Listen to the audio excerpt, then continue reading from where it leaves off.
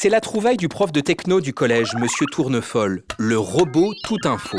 Il l'a branché sur les chaînes d'infos continues et les réseaux sociaux, et tous les soirs, il résume tout ce qu'il a repéré.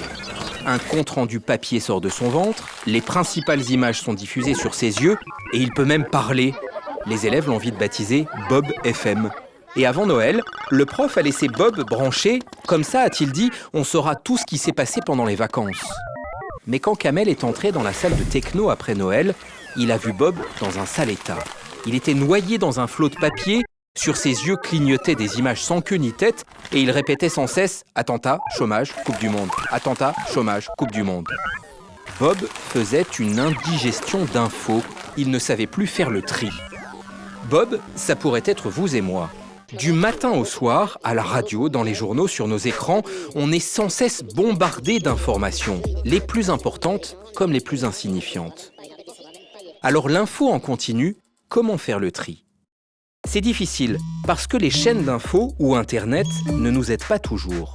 Sur les réseaux sociaux, souvent, des choses sans aucune importance prennent beaucoup de place, parce que ça nous amuse et qu'on clique dessus.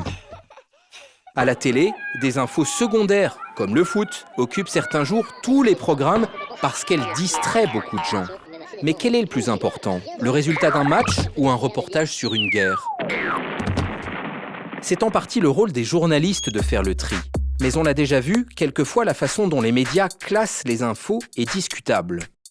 Alors c'est aussi à nous de nous poser quelques questions très claires. Est-ce que cette vidéo est vraiment importante pour notre vie ensemble ? Est-ce que telle info nous permet de comprendre pourquoi il y a du chômage, des guerres ou si la science progresse ? Et pour éviter de finir noyé comme Bob, on peut aussi éteindre les écrans de temps en temps.